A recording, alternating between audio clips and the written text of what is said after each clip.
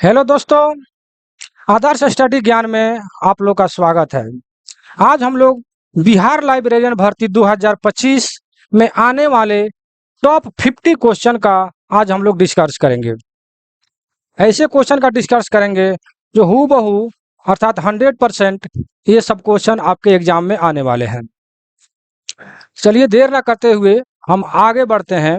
यहाँ पर देखिए लिखा हुआ है टेस्ट सीरीज 3 के पहले 1 और 2 जो है टेस्ट सीरीज 1 और 2 का वीडियो बना दिया गया है और उसमें पूरा डिटेल रूप से बताया गया है प्रत्येक क्वेश्चन को, इसलिए उस वीडियो को भी जाकर आप लोग जरूर देखेंगे। ये मेरा व्हाट्सअप नंबर है, इस पर आप लोग मैसेज करके इस पीडीएफ को प्राप्त कर सकते हैं। देखिए नीचे लिखा हुआ है शिक्षण की कला, आर्ट ऑफ टीचिंग, अर्थात शिक्षण की कला क्या होना चाहिए इसके बारे में हम लोग जानेंगे। और नीचे लिखा हुआ है टोटल 500 एमसीक्यू, अर्थात इस पीडीएफ में टोटल 500 क्वेश्चन है जो 110 पेज में है। सारे के सारे क्वेश्चन बहुत ही महत्वपूर्ण है, जिसमें से हम लोग 50 क्वेश्चन का डिस्कस करेंगे। और लिखा है कि इस पीडीएफ में सभी क्वेश्चन बहुत ही महत्वपूर्ण है, इस पीडीएफ को एग्जाम के दृष्टि से तैयार किया गया है। और लिखा है कि इस पीडीएफ में वैसे क्वेश्चन को चुन चुन कर शामिल किया गया है जो एग्जाम में अक्सर पूछा जाता है। आप लोग प्रीवियस ईयर्स क्वेश्चन जो आप लोग जानते हैं जो कहीं ना कहीं पूछा रहता है, वैसे वैसे क्वेश्चन को चुन चुन करके इस पीडीएफ में शामिल किया गया है। तो चलिए देर ना करते हम क्वेश्चन पर चलते हैं। अगर मेरे चैनल पर आप नए हैं तो 100% सब्सक्राइब कर लीजिए, क्योंकि इस प्रकार का वीडियो डिटेल और जगह आपको नहीं मिलेगा। और हो सके तो आप शेयर भी कर दीजिएगा। चलिए अगर वीडियो आपको अच्छा लगे तो चलते हैं देर ना करते हुए हम क्वेश्चन पर। क्वेश्चन नंबर 1 में क्या कह रहा है कि अधिगम के लिए सबसे आवश्यक तत्व क्या है।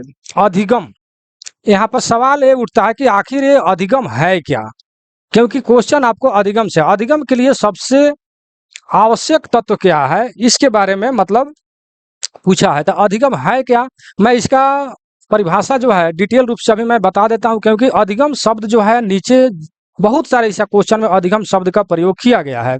इसलिए अधिगम शब्द का अगर एक एक मतलब शब्द में हम बताएं इसका अर्थ, तो इसका अर्थ होता है सीखना। सीखना, ठीक है। अधिगम शब्द का अर्थ होता है सीखना, लेकिन डिटेल रूप से यहाँ पर इसका अधिगम का आप अर्थ लिख लीजिए, क्योंकि आगे मैं केवल सीखना ही बताऊंगा, ठीक है। तो अधिगम का मतलब होता क्या है, सीखना। यह एक प्रक्रिया है। अधिगम मतलब सीखना क्या है, यह एक प्रक्रिया है जिसके द्वारा व्यक्ति ज्ञान, कौशल, आदत या दृष्टिकोण को प्राप्त करता है, जिससे उसके व्यवहार में परिवर्तन होता है, ठीक है। अधिगम जो है व्यक्ति द्वारा ज्ञान, कौशल, आदत या दृष्टिकोण को प्राप्त करता है, जिससे कि उसके व्यवहार में परिवर्तन होता है, उसी को हम अधिगम कहते हैं, ठीक है। अगर दूसरे शब्दों में अधिगम की अगर परिभाषा दें तो अधिगम अनुभवों का प्रशिक्षण या अध्ययन के माध्यम से ज्ञान या कौशल प्राप्त करने की प्रक्रिया है। कितना अच्छा इसका अर्थ है अधिगम का। ध्यान दीजिएगा कि दूसरे शब्दों में अगर हम कहें तो अधिगम अनुभव, प्रशिक्षण या अध्ययन के माध्यम से ज्ञान या कौशल प्राप्त करने की प्रक्रिया है जो अस्थायी रूप से व्यक्ति के व्यवहार को प्रभावित करता है। अर्थात अगर ज्ञान कौशल से अगर आप परिपूर्ण हो जाते हैं तो निश्चित है कि आपके व्यवहार में परिवर्तन हो जाएगा, ठीक है। तो अधिगम का अर्थ आपने डिटेल रूप से जाना। अगर एक शब्द में इसका अगर अर्थ जाना जाए तो अधिगम का अर्थ होता है सीखना। अब हम चलते हैं सवाल पर कि आपका क्वेश्चन कर रहा है कि अधिगम के लिए सबसे आवश्यक तत्व कौन सा है, ठीक है। तो आवश्यक तत्व है प्रेरणा, ठीक है। प्रेरणा, प्रेरणा का मतलब ये होता है कि दूसरे किसी से या बुक से या कहीं से भी अगर मतलब कि प्रेरणा जब तक नहीं मिलता है तब तक हम उस काम को आगे नहीं करते। अगर प्रेरणा का अगर अर्थ लिखना चाहे तो आप लिख सकते हैं। प्रेरणा का अर्थ है किसी काम को करने के लिए उत्साह या इच्छा होना ही प्रेरणा कहलाता है, ठीक है ना। तो आपके क्वेश्चन में कि अधिगम के लिए सबसे आवश्यक तत्व क्या है, तो प्रेरणा। तो अधिगम का मतलब हम अभी समझाए कि सीखना, ठीक है। तो सीखने के लिए क्या होना चाहिए, प्रेरणा होना चाहिए, मतलब कि किसी काम को करने के लिए उत्साह या इच्छा होना चाहिए, अर्थात प्रेरणा होना चाहिए, ठीक है ना। तभी आप उस मतलब कि कोई भी चीज हो, या पढ़ने का बात हो, या आपका घरेलू काम हो, या बिजनेस हो, या किसी भी कोई भी टेक्निकल भी काम हो, जब तक आपके अंदर प्रेरणा नहीं होता है सीखने के लिए आप उत्साह नहीं होते हैं, उत्साहित नहीं होते हैं, इच्छा नहीं होता है, तब तक उसको आप नहीं सीख पाते हैं, ठीक है? तो आपने प्रेरणा और अधिगम का बहुत अच्छे तरीका से आप अर्थ जाने, हमको जहाँ तक विश्वास है कि आप समझ गए होंगे, ठीक है? दूसरा क्वेश्चन में है कि शिक्षण प्रक्रिया का अंतिम चरण क्या होता है? ठीक है, अंतिम चरण क्या होता है? तो ये है मूल्यांकन, ठीक है? अब देखिए मूल्यांकन भी आपके क्वेश्चन में जो है बहुत जगह आपको आएगा, ठीक है? मूल्यांकन। तो मूल्यांकन का भी आप देखिए, अगर आपके पास कॉपी कलम है तो इसको लेकर के आप लिखते चले तो अच्छा रहेगा। अब इसका आंसर हम केवल मूल्यांकन बता करके आगे बढ़ जाएं तो शायद आपको समझ में नहीं आएगा, ठीक है? तो शिक्षण प्रक्रिया का अंतिम चरण क्या है? तो मूल्यांकन। अब ये सवाल उठता है कि मूल्यांकन है क्या? तो मूल्यांकन के बारे में भी आप जाने, मूल्यांकन लिख करके यहाँ पर तीर का निशान बना करके उसका मतलब कि अर्थ पहले जान ले कि मूल्यांकन है क्या, ठीक है? तो मूल्यांकन जो है आपको छात्रों द्वारा हिंदी भाषा सीखने की प्रक्रिया का आंकलन करना, ठीक है?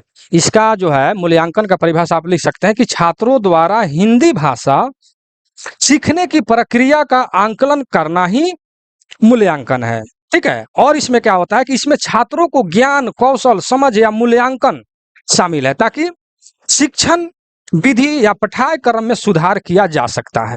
मूल्यांकन के द्वारा शिक्षण विधि या पाठ्यक्रम में सुधार किया जा सकता है। मूल्यांकन छात्रों को उनकी प्रगति को समझने में मदद करता है, ठीक है? मूल्यांकन जो है छात्रों को उनकी प्रगति, प्रगति का मतलब कि आगे बढ़ने या समझने में मदद करता है। और शिक्षक को, आप तो जान गए छात्र को क्या करता है? छात्रों को उनकी प्रगति तथा समझ में मदद करता है मूल्यांकन। और शिक्षक को क्या करता है? तो शिक्षक को उनकी शिक्षण विधियों को समायोजित करने का मार्गदर्शन करता है। शिक्षक को क्या करता है कि उनके जो भी शिक्षा जो दे रहे हैं वो विधियों को जिस विधि से वो शिक्षा दे रहे हैं उस विधि को समायोजित करने में मार्गदर्शन करता है। क्या? मूल्यांकन, ठीक है? तो मूल्यांकन का आपने अर्थ जाना। तो कह रहा है कि अब क्वेश्चन पर हम अगर चले तो शिक्षण की प्रक्रिया का अंतिम चरण क्या है? तो मूल्यांकन, ठीक है? अर्थात भाषा जो भी कुछ आप सीख रहे हैं उसका आंकलन करना ही मूल्यांकन है। आंकलन करना कि हर तरह से क्या है, कैसे है, कितना पढ़ना है, कौन कौन सा बुक है, मैंने टोटल जानकारी, वही चीज अगर ठेठ भाषा में बोले तो वही मूल्यांकन है, ठीक है? तो शिक्षण की प्रक्रिया में अंतिम चरण क्या है? मूल्यांकन, ठीक है? हम आगे बढ़ते हैं। क्वेश्चन नंबर 3, क्वेश्चन नंबर 3 में क्या है कि शिक्षक का मुख्य कार्य क्या है? शिक्षक का मुख्य कार्य क्या होना चाहिए, ठीक है? तो आप देखिए सी नंबर में कि अधिगम को सुगम बनाना, अधिगम को सुगम बनाना, ठीक है? तो अभी आपको ऊपर जो है हमने अधिगम का अर्थ बताया है सीखना, ठीक है? चाहे वो व्यक्ति की ज्ञान, कौशल, आदत या दृष्टिकोण या अनुभव या प्रशिक्षण कुछ भी हो, मतलब सीखने की प्रक्रिया को हम अधिगम कहते हैं, ठीक है? तो कह रहा शिक्षक का मुख्य कार्य क्या है, ठीक है? तो इसका आंसर है सी नंबर में जो देख रहे हैं, अधिगम को सुगम बनाना। सुगम का मतलब ये होता है कि सीधा बनाना, कोई कठिन मतलब कि रास्ता या कठिन तरीका न बता करके अधिगम को सुगम बनाना, सीधा बनाना, सरल बनाना, ठीक है? अर्थात शिक्षक का मुख्य कार्य है अधिगम को सुगम बनाना, अर्थात सीखने की कला को सीधा और सरल बनाना, ठीक है? जहां तक विश्वास है कि आप समझ गए होंगे। 4 नंबर में कह रहा है कौन सी विधि विद्यार्थियों को सबसे अधिक सक्रिय बनाती है? सक्रिय का मतलब होता है एक्टिव, ठीक है? एक्टिव, सक्रिय कौन सा ऐसा मतलब कि, तो वो है प्रोजेक्ट। क्या है? प्रोजेक्ट। और फिर यह सवाल उठता है कि प्रोजेक्ट, प्रोजेक्ट है क्या? पहले ये जानेंगे। अब यहाँ तो आपने क्वेश्चन पढ़ लिया कि कौन सी विधि विद्यार्थियों को सबसे अधिक अधिक जो है सक्रिय करता है, एक्टिव करता है, कौन सा ऐसा विधि है? तो वो है प्रोजेक्ट। तो फिर प्रोजेक्ट आप जानेंगे प्रोजेक्ट है क्या, तब तो आप जानेंगे, समझेंगे इस क्वेश्चन को। तो प्रोजेक्ट है क्या? तो एक विशिष्ट लक्ष्य को प्राप्त करने के लिए योजनाबद्ध तरीके से किया जाने वाला काम को हम प्रोजेक्ट कहते हैं, ठीक है? अगर प्रोजेक्ट का आप यहाँ अगर अर्थ लिखने का प्रयास करेंगे यहाँ पर प्रोजेक्ट, तो प्रोजेक्ट है क्या कि एक विशिष्ट लक्ष्य को, विशिष्ट लक्ष्य का मतलब वो होगा कि आपने जिस लक्ष्य को आपने साधा है या सोचा है उस लक्ष्य को, विशिष्ट मतलब विशेष, विशेष लक्ष्य को मतलब प्राप्त करने के लिए जो योजनाबद्ध तरीके से आपने जो भी मतलब सोचा है या काम होने वाला है या कार्य जो है, उसी को हम प्रोजेक्ट कहेंगे। अगर सीधी भाषा में अगर लिखना चाहे तो लिखिए कि एक विशिष्ट लक्ष्य को प्राप्त करने के लिए योजनाबद्ध है, योजनाबद्ध यानी योजना बना करके योजनाबद्ध तरीके से किया जाने वाला काम या कार्य को हम प्रोजेक्ट कहते हैं। ठीक है, अब हम क्वेश्चन पर चलते हैं कि 4 नंबर में कह रहा है कि वो कौन सी विधि विद्यार्थियों को सबसे अधिक सक्रिय बनाता है, अर्थात एक्टिव बनाता है, क्रियाशील बनाता है, तो वो है प्रोजेक्ट। अर्थात अगर आपका काम, यहाँ पर आपने प्रोजेक्ट का अर्थ पढ़ा कि योजनाबद्ध तरीके से किया जाने वाला काम को हम प्रोजेक्ट कहते हैं। तो योजनाबद्ध का मतलब होता है कि आप योजना बनाएं कि किस तरीके से हमको काम करना है, किस तरीके से पढ़ाना है या पढ़ना है या कोई भी काम हो। अगर योजनाबद्ध तरीके से अगर काम करते हैं तो काम करने में आपको सहूलियत होता है। ठीक है ना, काम करने में मन लगता है, समय की बचत होता है। ठीक है, तो जब समय की बचत होगा, काम में मन लगेगा, तो निश्चित है कि आप एक्टिव हो जाइएगा, अर्थात सक्रिय हो जाइएगा। अर्थात विद्यार्थियों का सबसे कह रहा है विद्यार्थियों को सबसे अधिक सक्रिय बनाता है वो कौन सा विधि है, प्रोजेक्ट। जब प्रोजेक्ट तरीके से अर्थात योजनाबद्ध तरीके से कोई काम करेंगे तब जाकर के आप सक्रिय होंगे। ठीक है, अब एक क्वेश्चन पर देखिए 2-2 3-3 मिनट समय दिया जाए तो वीडियो तो लंबा हो ही जाएगा, लेकिन चलिए देखिए कहाँ तक चलते हैं। मैंने कोशिश करूंगा कि 50 क्वेश्चन को मैं टेकअप कर सकूं। अगर आप मेरे चैनल पर नए हैं तो 100% सब्सक्राइब कर लीजिए, क्योंकि हर क्वेश्चन को मैं पूरा डिटेल में मैं बताने वाला हूं। ठीक है, तो 5 नंबर में कह रहा है कि अधिगम मनोविज्ञान का मुख्य उद्देश्य क्या होता है। फिर देखिए अधिगम शब्द आ गया, प्रत्येक क्वेश्चन में अधिगम शब्द का प्रयोग किया गया है, इसीलिए मैंने 1 नंबर क्वेश्चन में ही आपको अधिगम शब्द का अर्थ बता दिया है। शॉर्ट में अगर एक शब्द में कहें तो अधिगम का अर्थ होता है सीखना। ठीक है, तो सीखना मनोविज्ञान यानी मन के विज्ञान का मुख्य उद्देश्य क्या है, यह क्वेश्चन आपसे कर रहा है। तो देखिए छात्रों को समझना, देखिए मनोविज्ञान, मनोविज्ञान का होता है मन का विज्ञान। ठीक है, आप मनोदशा क्या है, किस प्रकार सोचने का तरीका है आपका, कैसे सोचते हैं। ठीक है, ये सब जो है मन का विज्ञान हो गया। तो अधिगम का मतलब सीखना, मनोविज्ञान का मतलब मन का विज्ञान का मुख्य उद्देश्य क्या है, तो छात्रों को समझना कि छात्र जो है किस प्रकार वह समझ रहा है, किस तरीके से वो पढ़ रहा है या पढ़ने का तरीका क्या है, ये सब चीज जो है उसके मनोविज्ञान का मुख्य उद्देश्य होना चाहिए। अर्थात 5 नंबर का आंसर हो जाएगा बी नंबर। देखिए दोस्तों, हम जो है प्रत्येक ऑप्शन को अगर पढ़ेंगे तो वीडियो और लंबा हो जाएगा और डिटेल में बताते चलिए, इसीलिए मैं टू द पॉइंट अर्थात क्वेश्चन का आंसर डायरेक्ट पढ़ते चल रहा हूं। ऑप्शन टाइप का मैंने इसलिए दिया है कि अगर इस पीडीएफ को आप प्राप्त करके अगर टेस्ट देना चाहते हैं, ठीक है, तो पीडीएफ को प्राप्त करें और एबीसीडी जैसे दिया है तो 1 2 3 4 5 ऐसे लिख करके एबीसीडी आप दे करके उसका आप टेस्ट दे सकते हैं कि मुझे कितना नंबर आया। नीचे आंसर दिया हुआ है, आप खुद से चेक करके नेगेटिव मार्क करके अपना देख सकते हैं। इसीलिए मैंने 4 ऑप्शन भी दिया है और नीचे आंसर दिया है। ठीक है, तो 6 नंबर में देखिए कह रहा है कि बालक एक सक्रिय खोजकर्ता है, यह कथन किसका है, मतलब कौन सा ऐसा लेखक है जिन्होंने कहा कि बालक एक सक्रिय खोज करता है। ठीक है, तो ये जो है पियाजे ने कहा है। ठीक है, पियाजे। चलिए 7 नंबर में क्या कर रहा है कि शिक्षा में आईसीटी का सबसे उपयुक्त उपयोग जो है क्या है, तो ये है जानकारी का दृश्य श्रव्य के रूप में प्रस्तुत करना।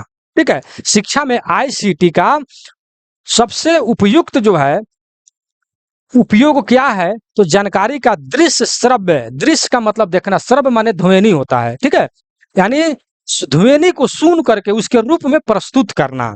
समझ रहे हैं ना, जो भी आपको जानकारी मिल रहा है उसको देख करके या फिर उसको क्या रहे दृश्य श्रव्य अर्थात देख करके, फिर श्रव्य मतलब कि ध्वनि सुन करके उसको फिर प्रस्तुत करना ही आईसीटी का उपयुक्त उपयोग है।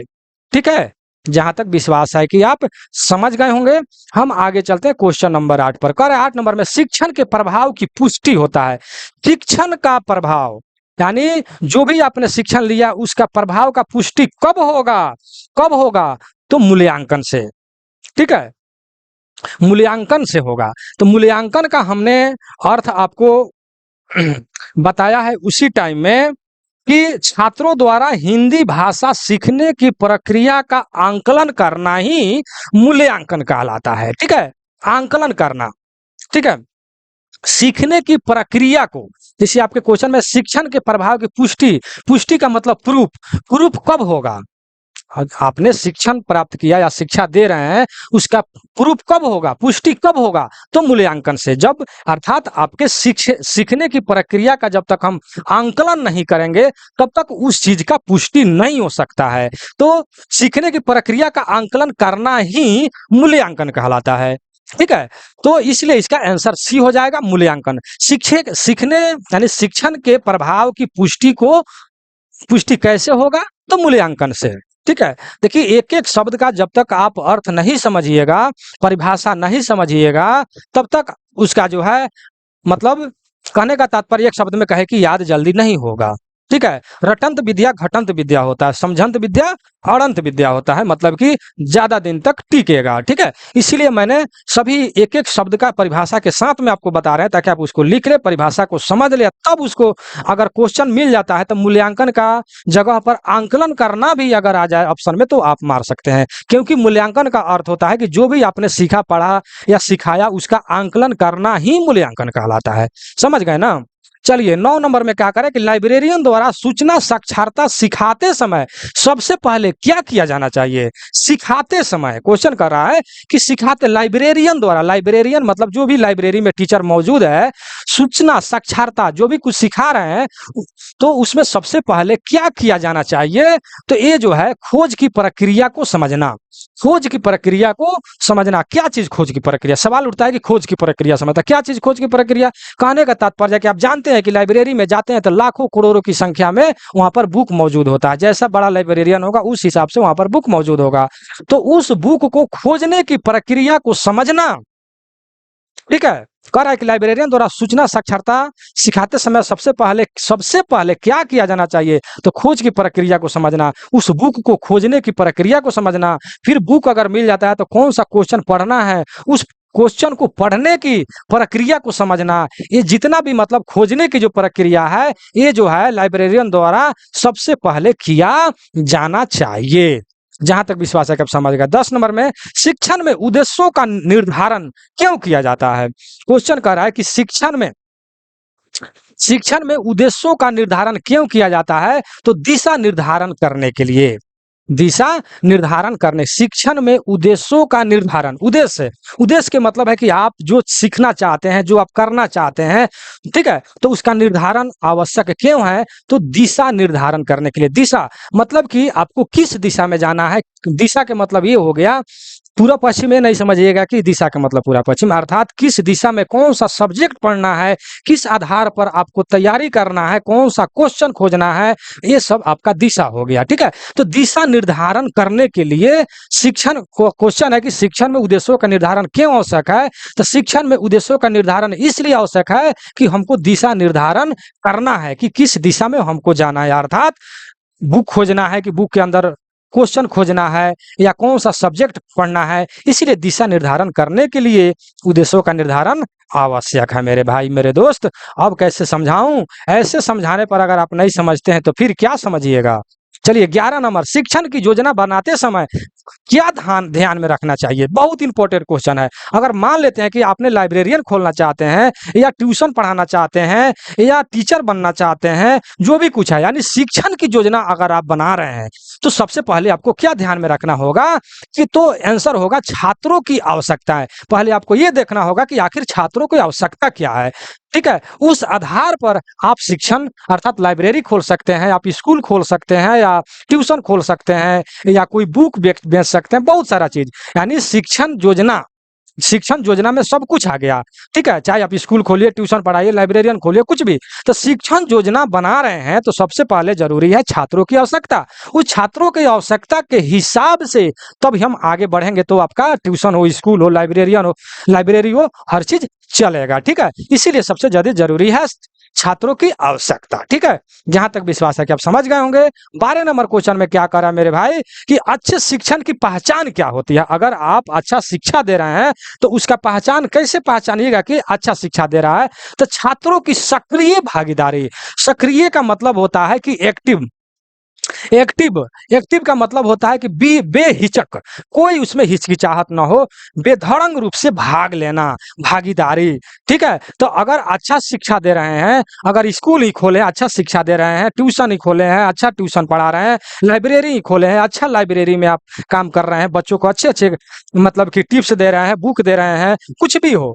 तो अगर हर तरह से अगर मतलब कि व्यवहार जो भी कुछ आपका ठीक है, अर्थात वही सब चीज़ जो है आपकी पहचान बनाता है, तब जाकर के छात्र जो है उसमें सक्रिय होकर के बेधड़ंग, बेहिचक रूप से भाग लेगा, ठीक है? तो इसलिए अच्छे शिक्षण का पहचान है छात्रों की भागीदारी। जब छात्र की संख्या अधिक होगा तो ऑटोमेटिक पता चल जाएगा कि आप अच्छे से पढ़ाते हैं या अच्छा लाइब्रेरी है या अच्छा स्कूल है। इसीलिए छात्रों का सक्रिय रूप से भाग लेना, भागीदारी का मतलब हुआ एडमिशन कराना, तो इससे आपका पहचान ऑटोमेटिक पता चल जाएगा मेरे भाई। चलिए आगे बढ़ते हैं।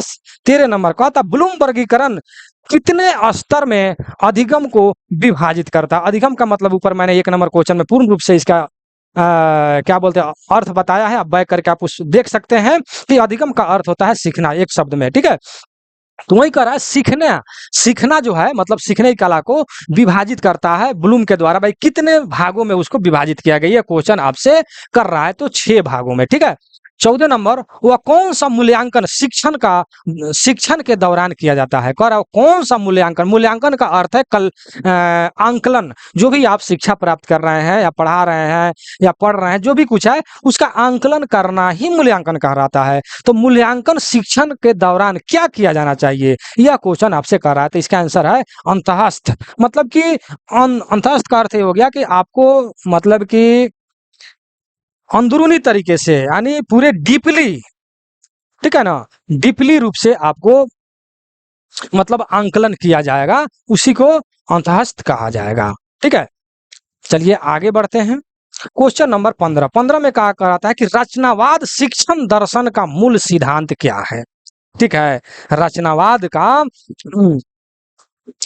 रचनावाद शिक्षा दर्शन का मूल सिद्धांत क्या है? तो ज्ञान निर्माण में छात्रों को सक्रिय मतलब होना, ठीक है? थोड़ा सा ऊपर बढ़ाते हैं इसको, ठीक है? रचनावाद शिक्षण दर्शन में मूल सिद्धांत क्या है? तो ज्ञान दर्शन में छात्र को सक्रिय होना या होता है, ठीक है? रचनावाद का देखिए, रचनावाद का मतलब ऐसे होता है कि माहौल बनाना, ठीक है? माहौल बनाना, ठीक है? वहाँ पर पढ़ाई का माहौल या जो भी कुछ आप लाइब्रेरियन या लाइब्रेरी खोले हैं या स्कूल जो भी कुछ है, अर्थात एक शब्द में कहे तो पढ़ाई का माहौल बनाना ही रचनावाद कहलाता है, ठीक है? तो उसमें उस पढ़ाई के माहौल में कह रहा है कि ज्ञान निर्माण में छात्रों को जो भी कुछ आप ज्ञान दे रहे हैं या ले रहे हैं या अर्जित कर रहे हैं, उसमें छात्रों को सक्रिय रूप से भाग लेना ही रचनावाद कहलाएगा, ठीक है? ठेठ भाषा में आपको समझाए तो, ठीक है? और ठेठ भाषा में जो समझ गया ना, वो कहीं से भी किसी भी भाषा में अगर आ जाए क्वेश्चन, वो मार देगा, ठीक है ना? चलिए 16 नंबर में सूक्ष्म शिक्षण, देखिए कितना डीपली ये क्वेश्चन है। सूक्ष्म है, सूक्ष्म मतलब होता है कि अति छोटा, यानी बारीकी से देखना, यानी बारीकी से एक एक पॉइंट को देखना या समझना ही सूक्ष्म शिक्षण कहलाता है, ठीक है? तो सूक्ष्म शिक्षण का मुख्य उद्देश्य क्या होता है, यह क्वेश्चन आपसे किया है। तो शिक्षण कौशल में सुधार, ठीक है? अर्थात सूक्ष्म शिक्षण का मतलब ये हो गया कि एकदम बारीकी से एकदम एक एक पॉइंट को पढ़ करके या कैसे जैसे भी उसको देखना ही सूक्ष्म शिक्षण कहलाता है। तो मुख्य शिक्षा सूक्ष्म शिक्षण का उद्देश्य क्या होगा? तो शिक्षण कौशल में सुधार। जब पूरा बारीकी से देख रहे हैं तो फिर क्या होगा? जो भी आप शिक्षण कौशल दे रहे हैं उसमें सुधार होगा मेरे भाई मेरे दोस्त, ठीक है? चाहे वो शिक्षा किसी भी क्षेत्र में दे रहे हो, चाहे वो पढ़ाई के क्षेत्र हो या बिजनेस का क्षेत्र हो या आप घरेलू काम का क्षेत्र हो, कोई भी क्षेत्र में अगर शिक्षण अगर दे रहे हैं तो उस शिक्षण क्षेत्र में अगर बारीकी से देख रहे हैं तो फिर क्या होगा? उसमें सुधार होगा, अर्थात शिक्षण कौशल में सुधार होगा। लेकिन हम यहाँ पर लाइब्रेरी का क्वेश्चन पढ़ रहे हैं, तो लाइब्रेरियन में भी अगर पूरा एकदम सूक्ष्म शिक्षण कर रहे हैं तो उसमें सुधार होगा, बच्चा जो है ज्यादा पढ़ने आपके पास आएंगे। चलिए 17 नंबर क्वेश्चन में कह रहा है कि सूचना साक्षरता कार्यक्रम में सबसे पहले क्या सिखाया जाता है?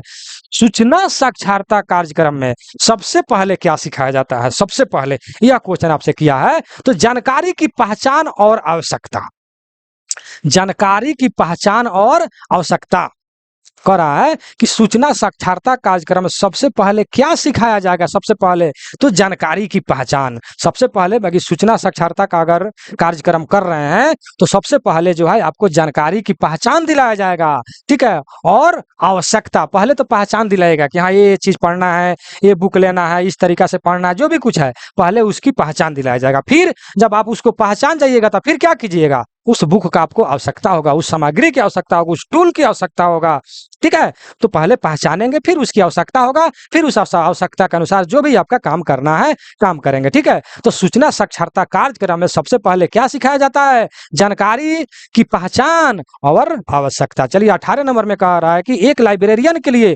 सबसे जरूरी शिक्षण कौशल क्या होता है? सबसे जरूरी शिक्षण जो है कौशल क्या होता है? तो सूचना खोज सिखाना, सूचना खोज सिखाना, यानी जो भी कुछ मतलब सूचना आपको लेना है तो उसकी खोज को सीखना सबसे पहले जरूरी है। चलिए 19 नंबर में क्या कह रहा है कि परियोजना विधि का उद्देश्य क्या है? परियोजना विधि का उद्देश्य क्या है? तो स्वतंत्र और सक्रिय अधिगम। स्वतंत्र और सक्रिय, बहुत इंपॉर्टेंट क्वेश्चन। सक्रिय और स्वतंत्र, स्वतंत्र का मतलब आपके पास कोई बाधा नहीं हो, किसी भी प्रकार का कोई रुकावट ना हो, और सक्रिय अर्थात एक्टिव होकर अधिगम यानी सीखना, अर्थात स्वतंत्र और सक्रिय होकर सीखना ही परियोजना विधि का उद्देश्य है, ठीक है। परियोजना विधि का उद्देश्य क्या है? तो स्वतंत्र और सक्रिय होकर के, एक्टिव होकर के सीखना ही परियोजना विधि का उद्देश्य होता है, ठीक है। जहां तक विश्वास है कि आप समझ गए होंगे। 20 नंबर में कौन सा मनोवैज्ञानिक प्रेरणा पर विशेष बल देता है? यानी कौन सा मनोवैज्ञानिक, इसमें आपको लेखक का नाम पूछा जा रहा है कि कौन सा मनोवैज्ञानिक जो है जो प्रेरणा पर विशेष बल दिए हैं, ठीक है ना, प्रेरणा पर, ठीक है। तो सी नंबर में देखिए मस्लो, मस्लो ने प्रेरणा पर विशेष बल दिए हैं, जो सी नंबर में आप देख रहे हैं। चलिए 21 नंबर में कह रहा है कि छात्र केंद्रित शिक्षण में शिक्षक का कार्य क्या होता है, ठीक है। छात्र केंद्रित शिक्षण में जहां पर छात्र मौजूद है वहां पर शिक्षक का कार्य जो है क्या होता है? तो मार्गदर्शन। ये तो सिंपल सी बात है, ठीक है। लेकिन किस प्रकार का मार्गदर्शन, ठीक है। आप जिस क्षेत्र में हैं, अगर यहाँ पर हम लोग लाइब्रेरियन का क्वेश्चन पढ़ रहे हैं तो लाइब्रेरी का क्षेत्र में अगर आप हैं तो आप लाइब्रेरी में आप जाते हैं, या कोई भी क्या बोलते हैं स्टूडेंट आपके पास आता है तो उसका मार्गदर्शन करना ही शिक्षक का कार्य होता है, चाहे वो किसी भी क्षेत्र का हो, चाहे पढ़ने का हो, पढ़ाने का हो, क्वेश्चन ढूंढने का हो, बुक ढूंढने का हो, ठीक है। किसी भी चीज में मार्गदर्शन करना शिक्षक का कार्य होता है, मार्गदर्शन करना ही शिक्षक का कार्य होता है। चलिए 22 नंबर में अधिगम, अधिगम की सफलता को मापने का सर्वोत्तम तरीका। देखिए कितना अच्छा क्वेश्चन है। अधिगम, अधिगम का अर्थ होता है कि मतलब कि सीखना, अधिगम का अर्थ होता है सीखना, ठीक है। तो कह रहा है कि अधिगम की सफलता को मापने के लिए, मान लेते हैं कि आप सीख लिए, ठीक है, तो उसकी सफलता मापने का सर्वोत्तम तरीका क्या है? कैसे मापिएगा कि अच्छा तरीका से सीखे हैं, ठीक है। ये क्वेश्चन आपसे कर रहा है, ठीक है। तो व्यवहार परिवर्तन, देखिए अगर इसको हम डिटेल में बताएं, व्यवहार परिवर्तन आपने सुना होगा, पढ़ा लिखा और लिखा पढ़ा, ठीक है। पढ़ा लिखा और लिखा पढ़ा, तो पढ़ा लिखा आदमी उसे कहते हैं जो अपने जीवन में, चाहे वो किसी भी क्षेत्र में वो पढ़ाई किए हों, चाहे वो इंजीनियरिंग क्षेत्र हो, डॉक्टरी क्षेत्र हो, लाइब्रेरियन क्षेत्र हो, यानी किसी भी क्षेत्र में, या टेक्निकल क्षेत्र, कोई भी, अगर किसी भी क्षेत्र में अगर पढ़े हैं और उस पढ़ाई को अपने जीवन में उतारना, अपने जीवन में उतार करके उस रास्ते पर चलना ही पढ़ा लिखा व्यक्ति कहलाता है। समझ गए ना?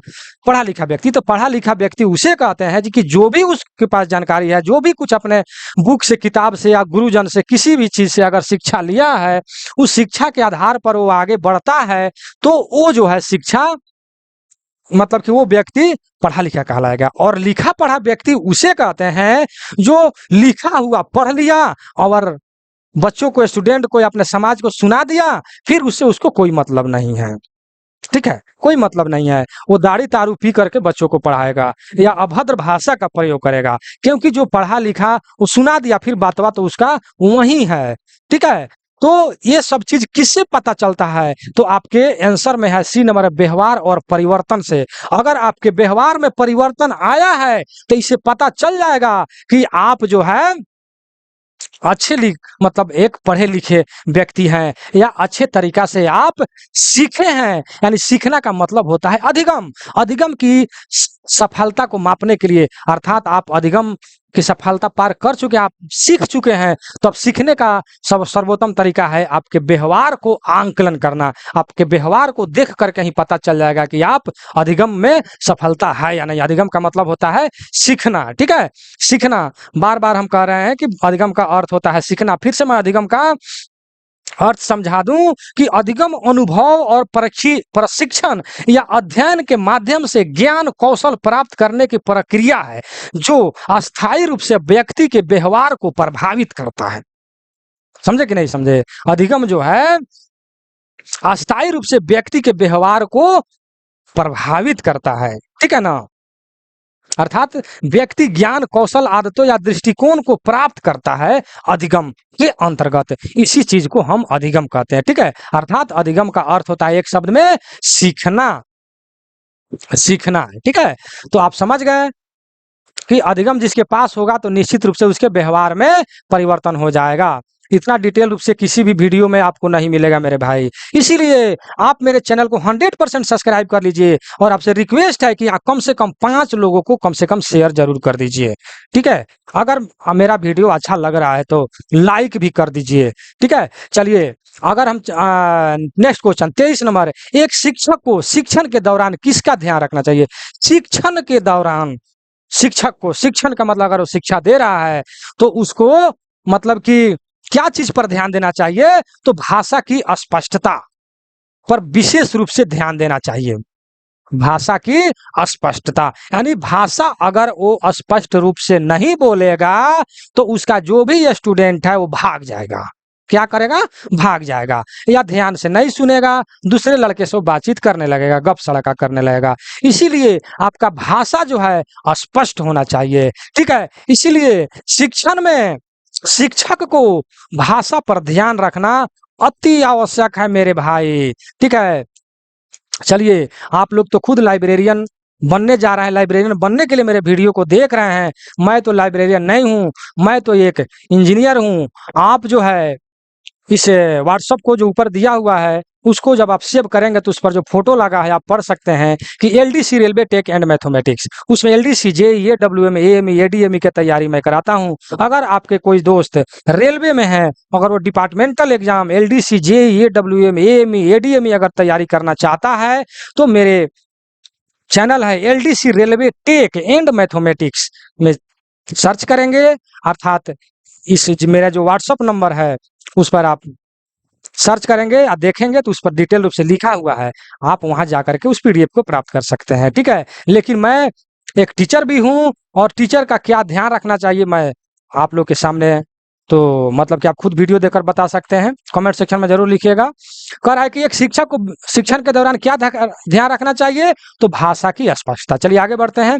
लाइब्रेरी शिक्षण में हैंड ऑन एक्टिविटी अर्थात व्यवहारिक गतिविधि का लाभ क्या होता है? व्यवहारिक गतिविधि क्वेश्चन आपसे किया है तो अनुभव आधारित अधिगम, ठीक है। व्यवहारिक गतिविधि, अगर व्यवहारिक गतिविधि आपका ठीक है, व्यवहार आपका ठीक है, तो उससे क्या लाभ होता है? तो अनुभव आधारित अधिगम। अनुभव जो आपके पास है, अधिगम का मतलब हम बार बार बोल रहे हैं सीखना, ठीक है। तो अनुभव आधारित जो भी आप अनुभव है उस आधार पर आप सिखा सकते हैं बच्चों को, स्टूडेंटों को या अपने समाज को, ठीक है। इसलिए व्यवहार आपका गतिविधि जो है सही रहना चाहिए।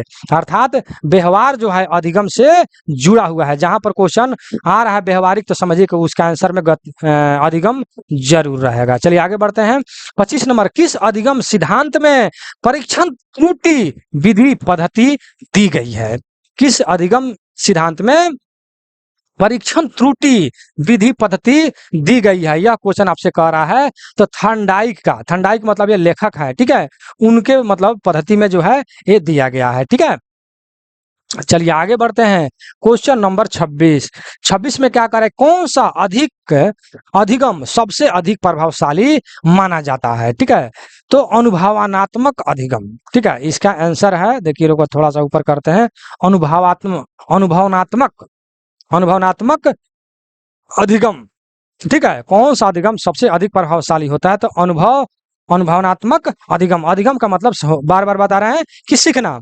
तो अगर अनुभव, आपको खुद का अगर अनुभव है किसी भी क्षेत्र में, तो आपका जो भी आप पढ़ा रहे हैं, सिखा रहे हैं, तो उसका प्रभाव सबसे अधिक होगा, अर्थात वो प्रभावशाली होगा। अर्थात आपको खुद का अगर अनुभव होगा, तो इसीलिए यहाँ पर लिखा है कि अनुभवात्मक अधिगम जो है अधिक प्रभावशाली माना गया है। जिसके पास अधिक अनुभव है वो अधिक ढंग से पढ़ा सकता है या बता सकता है। चलिए 27 नंबर में कह रहा है कि सूचना साक्षरता का उद्देश्य क्या है?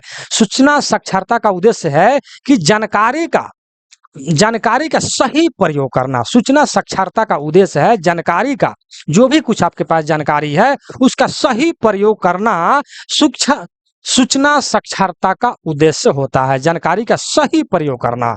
ठीक है, जो भी कुछ आपके पास जानकारी है उसका सही से आप प्रयोग कर रहे हैं, तो वही जो है सूचना साक्षरता का उद्देश्य होता है। 28 नंबर में है कि प्रेरणा के बिना अधिगम होता है।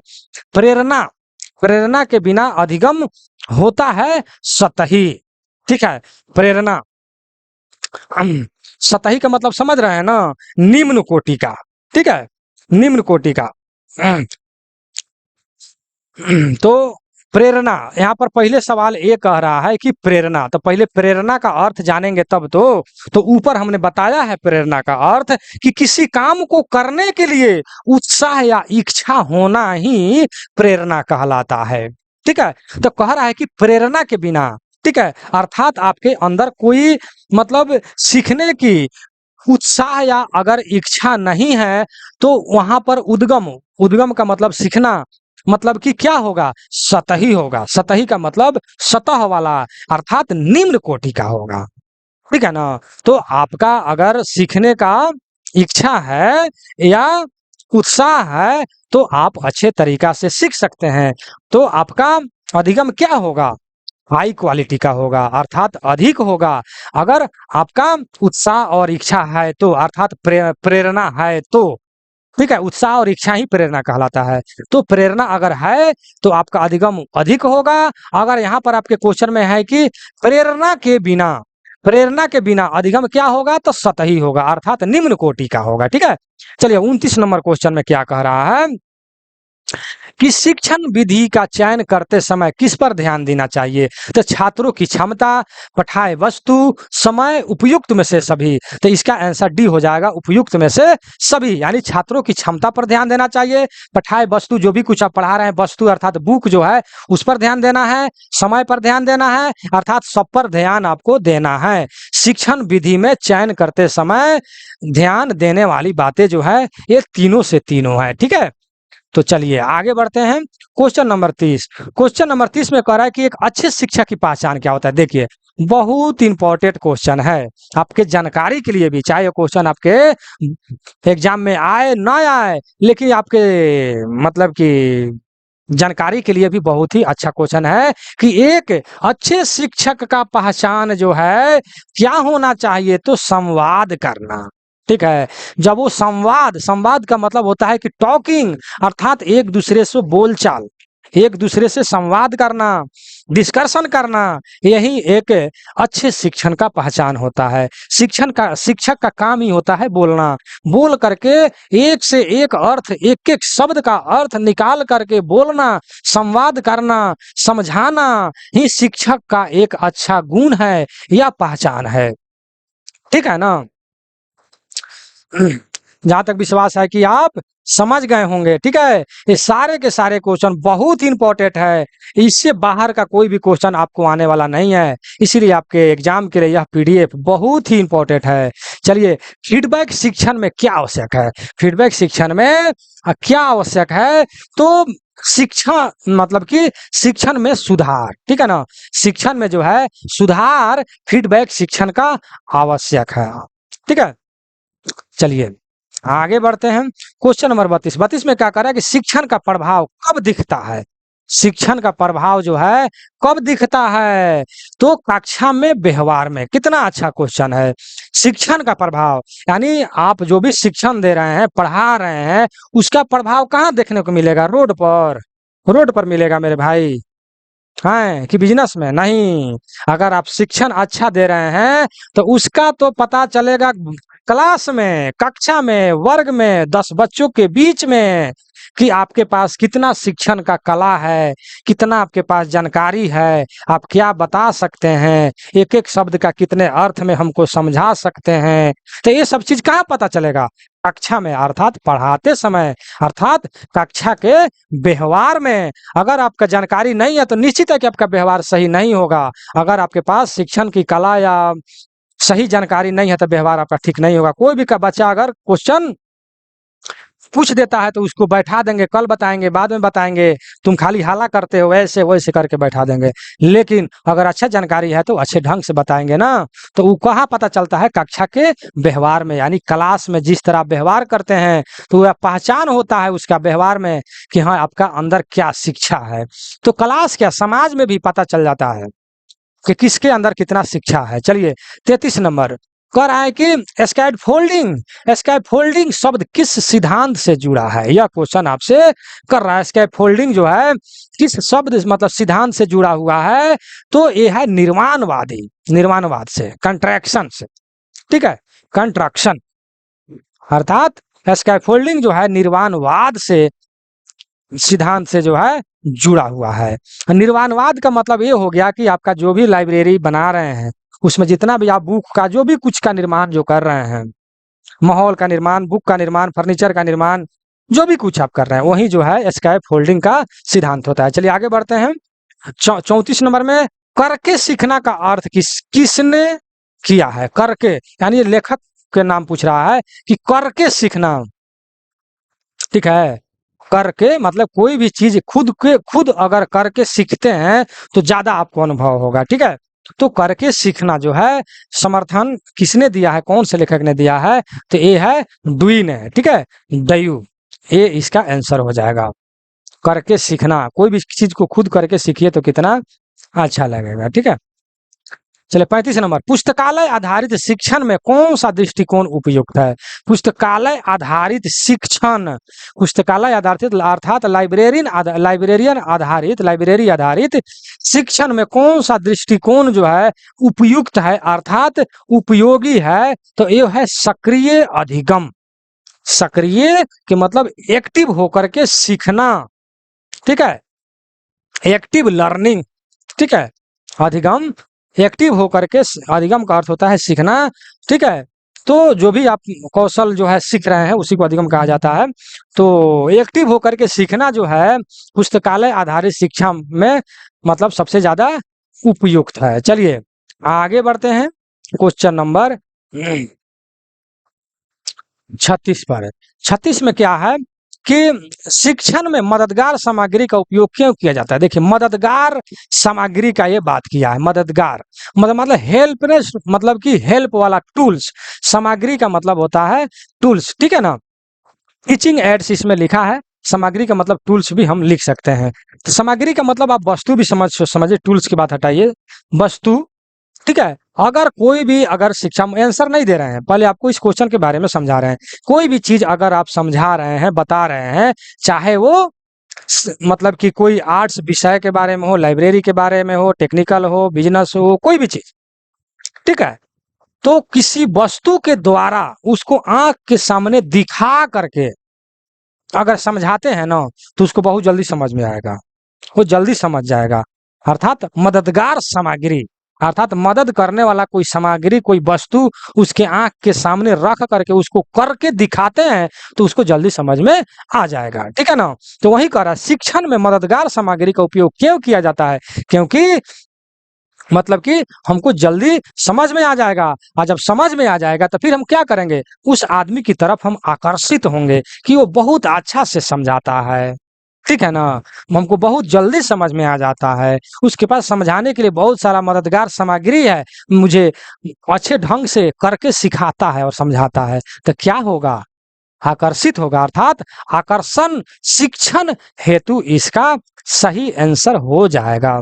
37 नंबर बी इसका आंसर होगा। समझ गए ना? शिक्षण में मददगार सामग्री का उपयोग क्यों किया जाता है? आकर्षण शिक्षण हेतु। ठीक है, आकर्षण शिक्षण हेतु ही मददगार सामग्री का उपयोग किया जाता है। तो शिक्षण में सहयोगी निरीक्षण का लाभ, यह क्वेश्चन आपसे कह रहा है, सहयोगी निरीक्षण का यह लाभ पूछ रहा है। ठीक है, तो इसका आंसर है परस्पर सहयोग, यानी परस्पर सहयोग करना सहयोगी निरीक्षण का लाभ है। चलिए बी नंबर में जो आप देख रहे हैं, चलिए 38 नंबर में क्या कह रहा है कि सूचना साक्षरता शिक्षण में कार्य नीति योजना सीखने का उद्देश्य क्या है? सूचना कार्य सूचना साक्षरता शिक्षण में कार्य नीति खोज सीखने का उद्देश्य क्या है? तो जानकारी तक पहुंचने की प्रक्रिया सीखना। ठीक है, कार्य नीति खोज में सीखने का उद्देश्य यह है कि जानकारी तक पहुंचने, जो भी कुछ जानकारी है वहां तक पहुंचने का प्रक्रिया सीखना। जानकारी जो भी आपको चाहिए वहां तक पहुंचने की प्रक्रिया को सीखना कार्य नीति खोज कहलाता है या उसका उद्देश्य है। ठीक है, अर्थात इसका सही आंसर बी हो जाएगा। चलिए 39 नंबर में चिंतनशील शिक्षण का अर्थ क्या होता है? बहुत इंपॉर्टेंट क्वेश्चन, मैं यहाँ पर बीएम लिख देता हूँ, अर्थात बोर्ड मॉडल। ये बहुत जगह क्वेश्चन पूछा गया है। ठीक है, चिंतनशील परीक्षण का अर्थ जो है क्या होता है? तो पढ़ने के बाद मूल्यांकन और आत्म विश्लेषण करना। देखिए कितना अच्छा इसका आंसर है। ठीक है, चिंतनशील अर्थात गहराई से चिंतन होकर के सोचना, पढ़ना, एक एक पॉइंट को देख करके पढ़ना, समझना ही चिंतनशील कहलाता है। ठीक है, तो चिंतनशील शिक्षण कैसा होगा? पढ़ने के बाद मूल्यांकन करना। मूल्यांकन का अर्थ मैंने ऊपर बताया है, मूल्यांकन का अर्थ होता है आंकलन करना। जो भी कुछ आपने पढ़ा है, लिखा है, सिखाया है या खुद पढ़ा या पढ़ाया है, उसका आंकलन करना ही मूल्यांकन कहलाता है। तो पढ़ने के बाद मूल्यांकन करना अर्थात उसको आंकलन कीजिए, मैंने क्या पढ़ा, क्या सिखाया, और आत्म विश्लेषण अर्थात अपने आत्मा से, सच्चे दिल से, अपने दिलों और दिमाग से उसका विश्लेषण कीजिए। विश्लेषण का मतलब होता है कि एक एक पॉइंट को देखिए, यही चीज विश्लेषण कहलाता है। अर्थात चिंतनशील शिक्षण का अर्थ होता है पढ़ने के बाद मूल्यांकन करना और आत्म विश्लेषण करना, यानी सच्चे दिल से उसको एक एक पॉइंट को देखना। चलिए आगे बढ़ते हैं, जहां तक विश्वास है कि समझ गए होंगे मेरे भाई। शिक्षण में रचनात्मक मूल्यांकन का अर्थ क्या होता है या क्या होता है, इसे भी आप कह सकते हैं।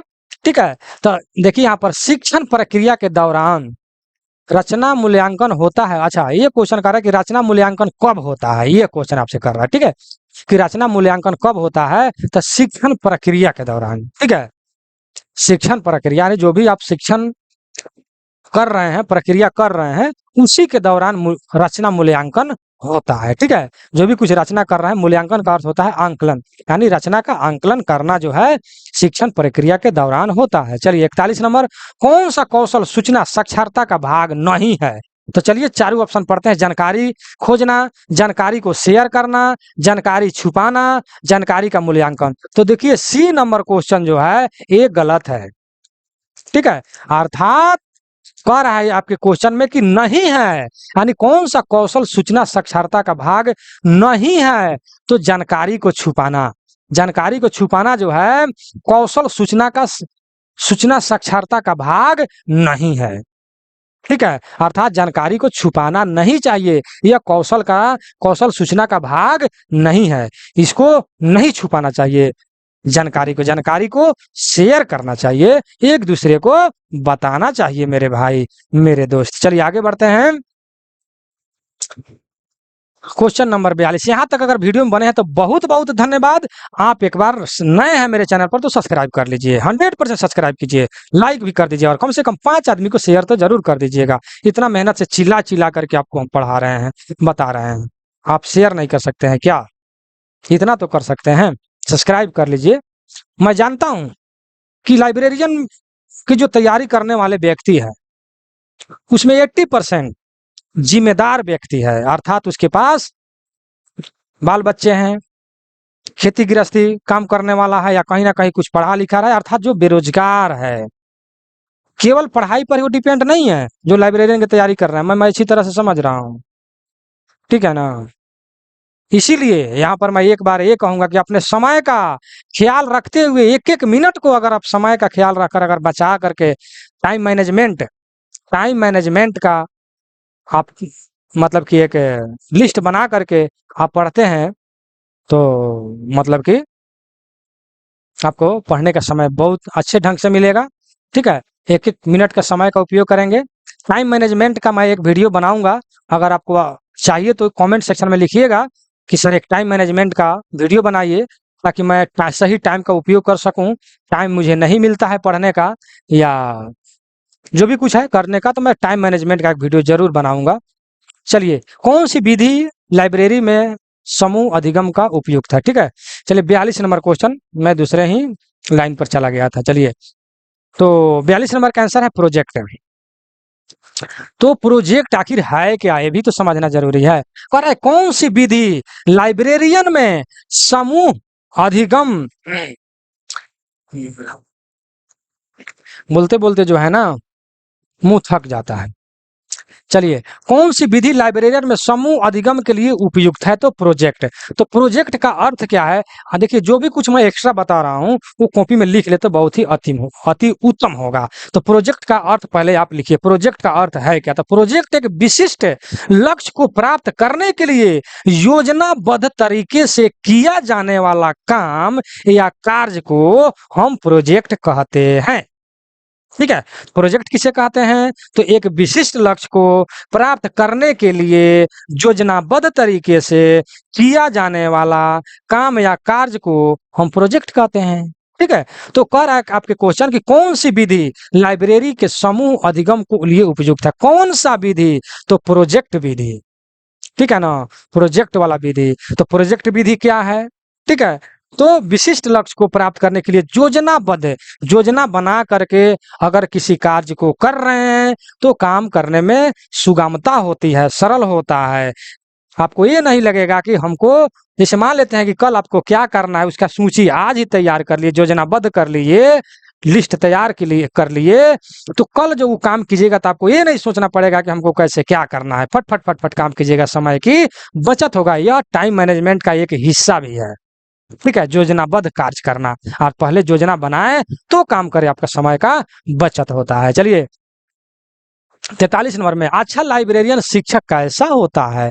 क्वेश्चन कर रहा है कि एक अच्छा लाइब्रेरियन शिक्षक जो है कैसा होता है, यह क्वेश्चन आपसे कर रहा है, ठीक है। क्योंकि आपने लाइब्रेरियन की तैयारी कर रहे हैं तो अच्छा लाइब्रेरियन कैसा होता है यह क्वेश्चन कर रहा था। थोड़ा सा इसके ऊपर बढ़ाते हैं, मार्गदर्शक और सहयोगी। देखिए, जो प्राथमिक विद्यालय के टीचर होते हैं, मिडिल स्कूल के टीचर होते हैं, हाई स्कूल इंटर जो भी कुछ जो टीचर होते हैं वो केवल पढ़ाते हैं, बोलेंगे कुर्सी पर बैठो कर ऐसे करो वैसे करो, इसका अर्थ ये होता है वो होता है, जो भी कुछ है पढ़ाएंगे, ठीक है। लेकिन लाइब्रेरियन का शिक्षक जो होता है वो केवल बैठ कर नहीं पढ़ाता है, उसको कॉपी किताब जो भी है, कॉपी कर रहे हैं, बुक जो है लाइब्रेरी में रखा हुआ है उसको खोज करके देना पड़ेगा। उसको पढ़ने का 10 लड़का समूह बनाकर जहाँ पर पढ़ रहा है वहां पर उसको बैठने के लिए कौन सा समूह अर्थात ग्रुप बनाकर अगर कोई पढ़ाई कर रहा है लाइब्रेरी में, तो कौन सा ग्रुप जो है, जो स्टूडेंट है अकेला बैठा है उसके लिए, नए स्टूडेंट है उसके लिए कौन सा ग्रुप वो अच्छा है, किस बच्चों के साथ बैठाएं तो वो अच्छा से पढ़ पाएगा, कौन सा बुक मतलब ला करके इसको पढ़ने के लिए दें ताकि इसको जल्दी समझ में आएगा। तो ये सब चीज जो है क्या कौन करता है, मतलब एक सहयोगी करता है, ठीक है। तो यहाँ पर जो है लाइब्रेरियन का टीचर जो है सहयोग भी करता है और मार्गदर्शन भी करता है, ठीक है। लेकिन प्राथमिक विद्यालय या मिडिल हाई स्कूल के टीचर लोग क्या करते हैं, केवल मार्गदर्शन देते हैं, पढ़ाते हैं, सहयोग नहीं करते हैं। उठ करके आपका किताब खरीद कर नहीं लाएंगे, किताब आपके बैग से या कहीं से निकाल कर नहीं देंगे, समझ गए ना। लेकिन लाइब्रेरियन का टीचर जो होता है किताब ला करके देगा, कौन किताब कहाँ रखा हुआ है खोज कर वही जानता है ना कहाँ रखा हुआ है, तो आपको सहयोग भी करता है और मार्गदर्शन भी करता है, ठीक है। चलिए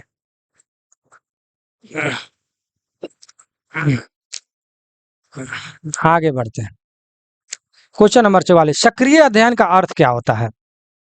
सक्रिय अध्ययन यानी जो एक्टिव लर्निंग जो है, सक्रिय अध्ययन का अर्थ जो है क्या होता है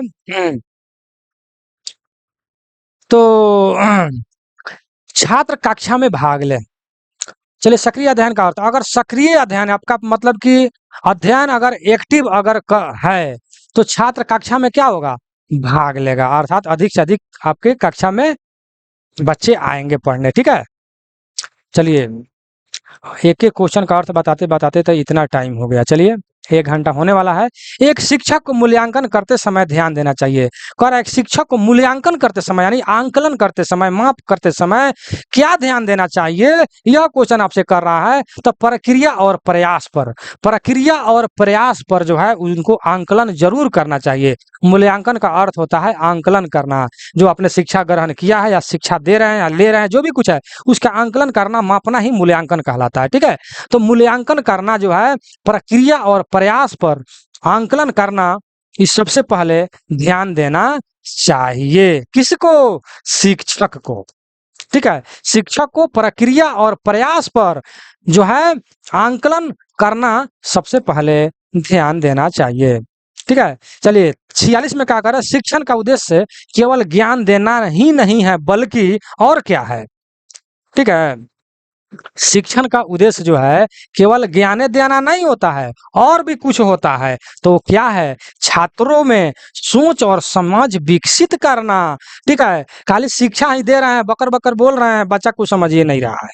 ठीक है, तो उससे कोई कोई मतलब है नहीं ना है। इसीलिए छात्रों के सोच और समझ को जो विकसित करता है वही मतलब कि शिक्षक जो है एक मतलब कि अधिगम है, यानी सीखा हुआ या मतलब कि जानकार शिक्षक कहलाता है। ठीक है ना, तो शिक्षक का यह मतलब नहीं है खाली पढ़ाए लिखाए या और बच्चों पर ध्यान ना दे कि हाँ क्या सीख रहा है नहीं रहा है। इसीलिए शिक्षण का उद्देश्य यह होता है कि छात्रों में सोच और समझ को विकसित करना।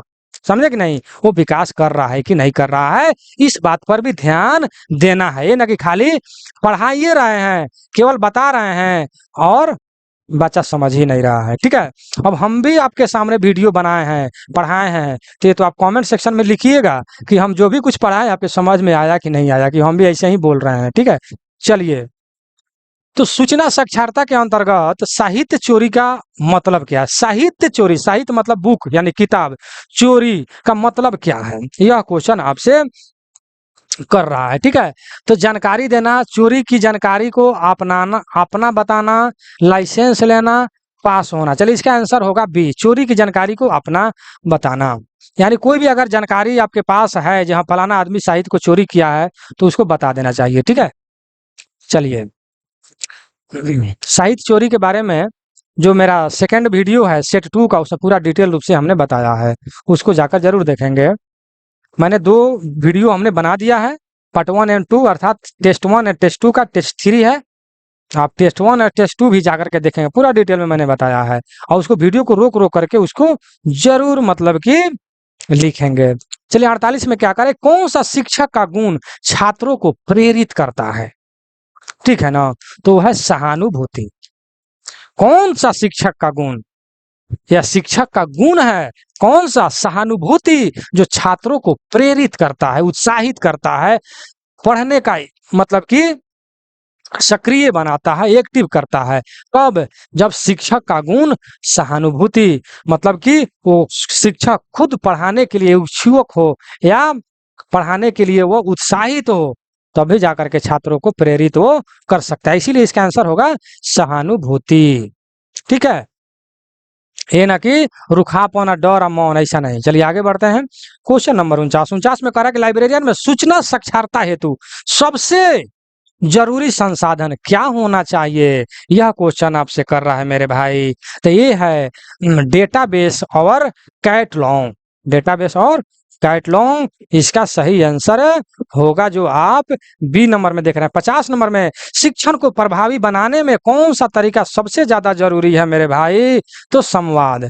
शिक्षक शिक्षण की को प्रभावी बनाने के लिए, अच्छा बनाने के लिए, शिक्षण जो भी शिक्षा आप दे रहे हैं उसको अच्छा बनाने के लिए सबसे मतलब क्या जरूरी है, कौन सा तरीका सबसे मतलब ज़्यादा ज़रूरी है तो संवाद करना। ऊपर भी हमने बताया है कि अगर संवाद सही ढंग से नहीं कर पा रहे हैं, टॉकिंग नहीं कर पा रहे हैं, सही ढंग से अर्थ नहीं समझा रहे हैं, तो बच्चा नहीं समझ पाएगा, तो बच्चा आपके बात को नहीं सुनेगा, वो गप करने लगेगा, उठ कर चला जाएगा, आपका लाइब्रेरी में पढ़ने नहीं आएगा। इसीलिए संवाद जो है, टॉकिंग, डिस्कशन करना एकदम जरूरी होता है मेरे भाई। तो यहाँ पर आपको टॉप 50 क्वेश्चन को मैंने क्लियर कर दिया है। यहाँ तक अगर लास्ट तक आपने वीडियो में बना है तो बहुत बहुत धन्यवाद मेरे भाई। अगर यहाँ तक अगर बन ही गए हैं तो एक बार लाइक कर दीजिए और सब्सक्राइब 100% कर लीजिए, और कम से कम 5 आदमी को जरूर मतलब शेयर कर दीजिए अपने ग्रुप में, ताकि हर आदमी को ये पता चल सके कि ये वीडियो यहाँ पर बहुत अच्छे ढंग से बनाया जाता है। और इस वीडियो को प्राप्त करने के लिए मेरा व्हाट्सएप नंबर पर आप मैसेज करके आप पीडीएफ को प्राप्त कर सकते हैं। देखिए मेरा यहाँ पर व्हाट्सएप नंबर लिखा हुआ है 96 93 57 14 26। इस पर आप मैसेज करके आप पीडीएफ को प्राप्त कर सकते हैं। ठीक है, इस पीडीएफ में तो 500 एमसीक्यू है, लेकिन इसके अतिरिक्त में भी आपको थ्योरिकल क्वेश्चन, ऑब्जेक्टिव क्वेश्चन और भी हम पीडीएफ आपको देंगे। ठीक है, जो कि बहुत ही इंपॉर्टेंट क्वेश्चन है, सारे के सारे जो आपके पूरे के पूरे मतलब कि आपके क्या बोलते हैं परीक्षा में जो है आने वाला है। ठीक है ना, 100%। तो चलिए मैं वीडियो को यहीं समाप्त करता हूँ। वीडियो कैसा लगा कमेंट सेक्शन में जरूर लिखिएगा मेरे भाई। ठीक है ना, कि आपको वीडियो कैसा लगा। ठीक है, मैं अगला वीडियो टेस्ट 4 जो है, टेस्ट 3 का हमने बना दिया, टेस्ट 4 का जस्ट इसके बाद में हम टेस्ट 4 का वीडियो बनाएंगे। उसमें भी बहुत अति आवश्यक और अति मतलब महत्वपूर्ण क्वेश्चन है, जो आपके एग्जाम के दृष्टि से बहुत ही महत्वपूर्ण है। ठीक है, तो मैं एक बार और आपको पीडीएफ प्राप्त करने के लिए 96 93 57 14 26, ठीक है, इस पर आप मैसेज करके इस पीडीएफ को प्राप्त कर सकते हैं। मैं अपने वीडियो को यहीं समाप्त करता हूं। वीडियो कैसा लगा जरूर कमेंट सेक्शन में लिखिएगा। लाइक, शेयर या सब्सक्राइब करना नहीं भूलिएगा। मैं अपने वीडियो को समाप्त करता हूं। जय हिंद, जय